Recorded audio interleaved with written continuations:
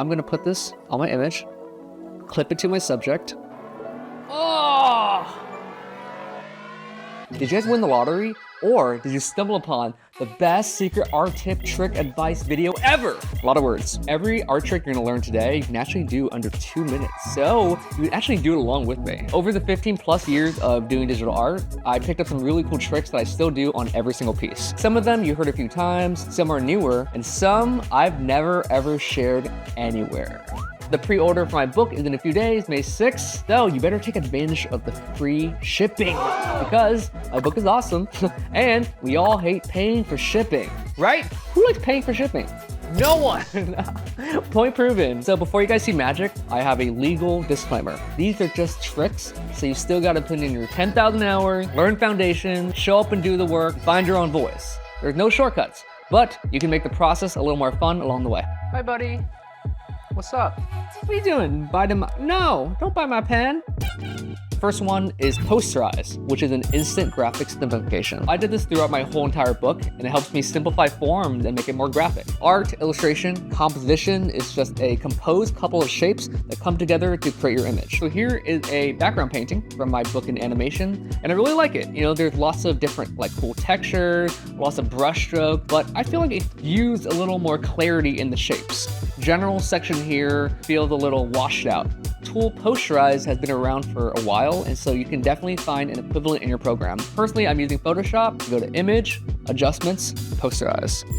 Right now, what it just did was to break it up into graphic shapes. I'm gonna adjust the level until I find something that I like. Ooh.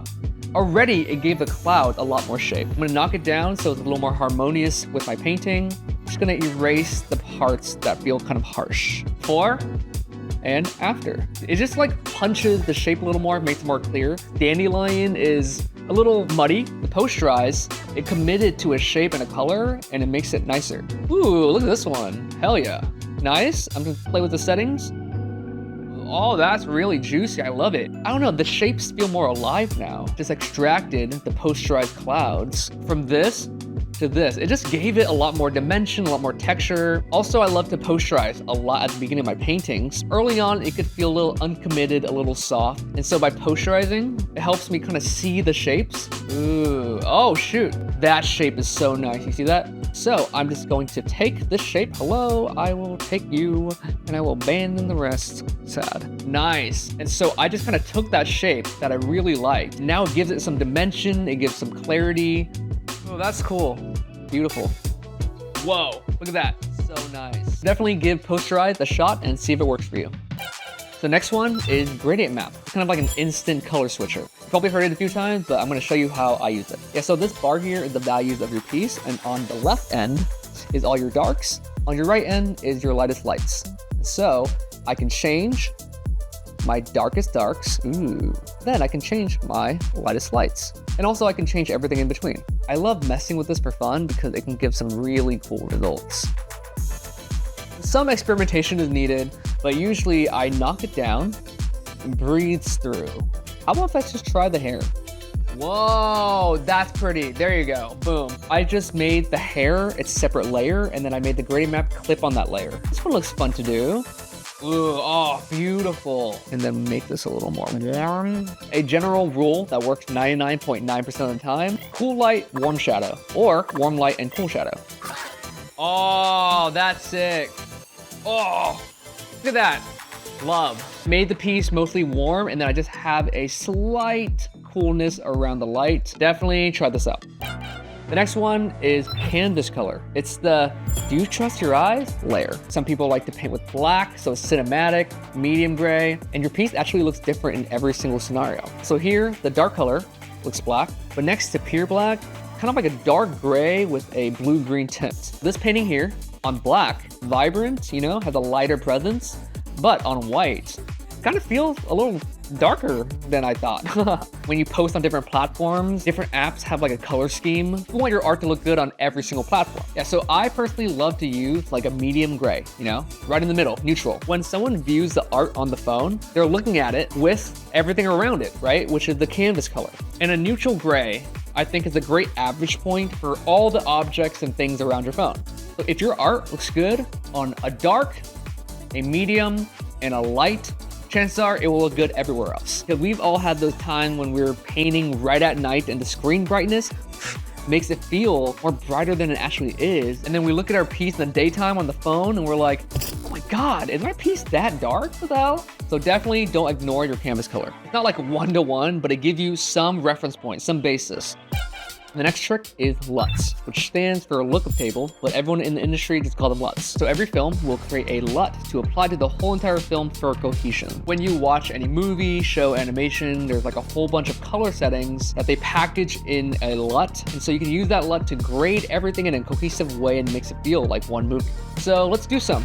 I use this on every single piece, just to give me some flavor. It helps kind of refresh my eyes. Again, I'm on Photoshop, so I'm gonna go to color lookup. I can do the drop-down menu, and there are all these settings. And personally, I just like click some random ones.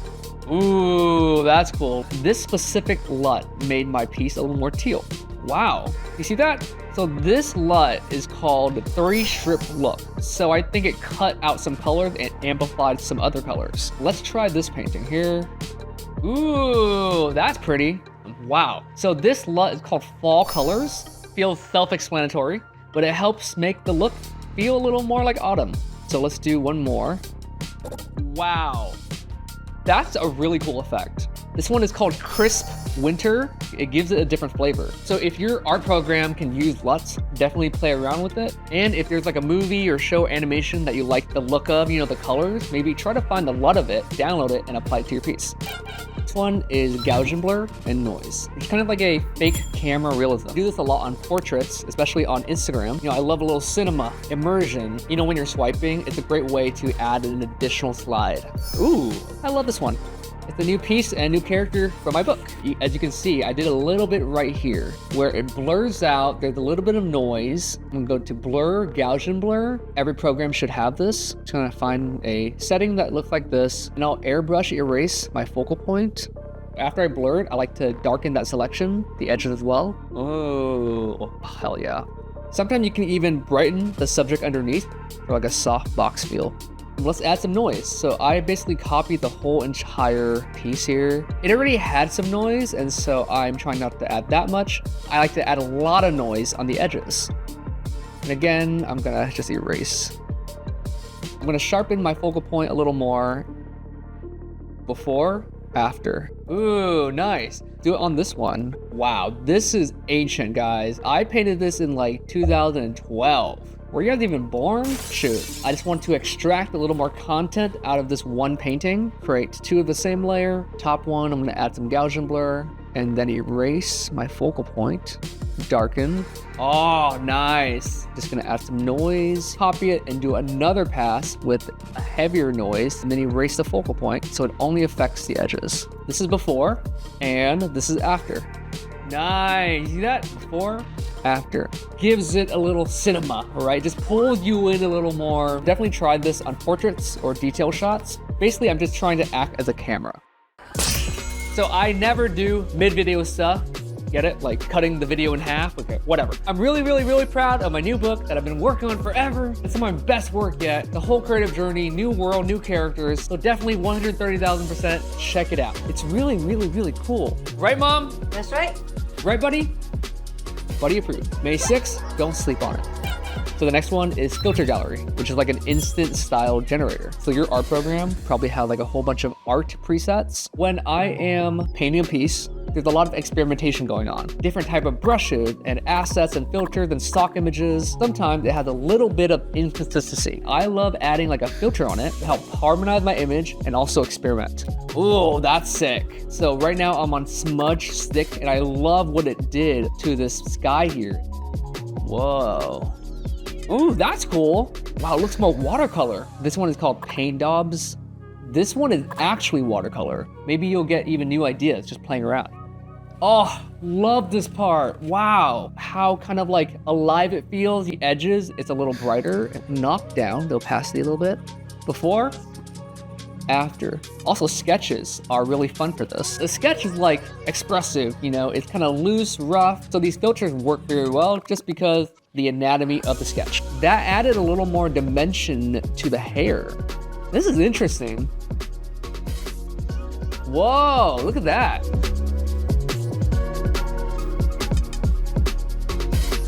That's sick. What the heck? She looks fried as hell. To me, this is kind of like the equivalent of how much fun you have swiping through different Instagram filters. Definitely play around with your art program's style presets. For the next one, I talk about a lot. Color range. I've mentioned this at least like 100 times on this channel and on Patreon, only because I use it on every single piece and it's really fun. Color range does is it selects a range of color. So say I want to select the yellow here. These flowers are selected. Maybe I want to select this kind of lighter shape here. I'm gonna adjust the fuzziness and the range. Now I have it as a selection and I can do whatever I want to it. That sounds naughty. Here, the background painting I did for my animation and my book. These flowers here are color range picked. And from a distance, ooh. So this is without. And with, it just adds a little more, I guess, dimension and texture. So let's go back here. We extracted those flowers already. Ah, hell yeah. Luckily, you know, it just matched the perspective here. And then lock the layer and simplify. And back here, match the values a little bit. They look a little light. I'm just gonna make the ones in front. Oh, you woke up. Oh, yes, I know. You're the cutest. Back to sleep. I'm gonna make the front ones here a little blurrier so it feels like a camera lens. Ooh, wow. I feel like it filled out the image in an organic way. I love color ranging photographs especially. Mother Nature is the best designer. Everything already looks natural and good, right? Start making your assets folder if you haven't already. These are a collection of my own photos as well as images I bought and some copyright free. Here are some cloud assets that I bought online, already kind of cut out for you. Oh, hell yeah. Boom, movie magic. I think we're kind of going into matte painting territory here, but you can see how useful this process is just to kind of play around, experiment, and add some really nice organic texture. Next one is curves, baby. I think one of the most common comments I get on my art is about my colors. Curve is how I get these really interesting colors, you know, very experimental sometimes. You have this menu here. Oh, hey buddy. Oh, let's match the curve with his body, you know. This is the value range. So everything down here is your darks, everything up here are your lights. If you want to dim your piece, you would take the light and dim it down, right? And vice versa. I love just putting random dots on this curve and just moving it around until I see something cool. Boom, look at that. Oh, look at that. That's juicy as hell. Ooh, let's try this piece. Oh, dude. It became more teal on the atmosphere. And you can also affect individual channels. So maybe I want to raise just the reds. Maybe I just want to affect just the greens and maybe the blues. Oh, that's kind of pretty. Look at that. Just that quick curve layer. It's made it a little more vibrant and more interesting, right? I also use curves a lot on my paint sketches. I just kind of like mess this thing around. Ooh. So curves, what I use, just have some fun, experiment around and see what I can get. You want to talk about the next one? You have it right there. Texture overlay, which is an instant material realism. I have the sphere here from Unsplash, 4.7 million views. I like texture overlay because it's like an instant material, because I ain't painting all that. So I'm gonna put this on my image, clip it to my subject. Oh! Hell yeah. Wow, okay. Let's try another one. This is fun. This is fun. Ooh, look at that, guys. That's pretty. Yeah, just scroll through the different blending modes and see if another one works. And maybe I want my piece to feel more like a traditional painting, you know? And so I'm gonna look for a canvas texture. Oh, shoot! Very, very, very pretty. This is something I picked up when I was like 15 or 16, watching the OG concept artists paint, where photo bashing textures and just experimenting and having a lot of fun. Definitely try out overlaying textures. I have never ever shared this. I wanted to keep it a secret. Wrapping up the chapter, and so I wanted to pass the torch. Color noise, which is an instant make it cool cheat code. I showed my buddy Ethan this, and he's like, holy shit. And I'm like, do not tell anyone, because I want to play with it a little more, and I want to be the one that tells everyone. I actually found this from like a Photoshop tutorial. So here's the drawing from the animation I'm directing. So I'm gonna go back to gradient map. Right here where it says type, I'm gonna click noise. Oh, hell yeah. Hell yeah. And there's this randomizer button. Boop, boop, boop, boop, boop, boop, boop, boop. Oh, dude, oh, shoot.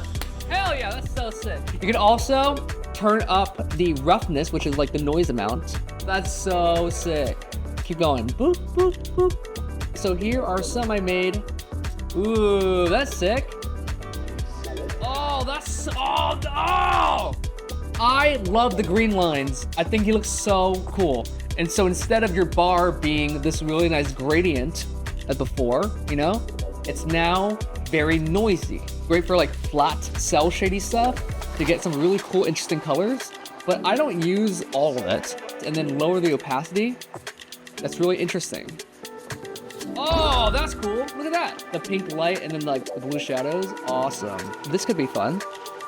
Ooh, girl. Oh, girl. Oh, that's cool. I like this, right? Maybe I'll lower it and see what I get. That's so pretty. Look at that, guys. Ooh. How about we try it on a painting? Even that's freaking cool. Okay. Guys, look at the texture now on the clouds. That's so beautiful. Like, I could maybe make something out of that. Beautiful, I don't know, colors, artifacts that within the information, but the color noise kind of like showed it, right? Look how beautiful this flower became. Damn. So give this a shot, play around. And if it works for you, if you ever see me in person, just give me a high five. To recap the 10 tricks, I need my notes here. Posterize, gradient map, canvas color, LUTs, Gaussian Blur Noise, filter gallery, color range, curves, baby. And look, it's actually in the script. Curves, baby. Texture overlay and color noise. If you want the full process tutorial of some of the painting you saw here today, like this one, you can head to my Patreon and check out my senior year event. I want to remind you guys that these are tricks, tools for experimentation. Art sometimes can be a little monotonous, you know, just sit there and render for hours. So hopefully this makes the process a little more fun for you. Also, I'm thinking about hosting an art contest soon to celebrate my book. So keep your eyes out for that, and I will see you guys later.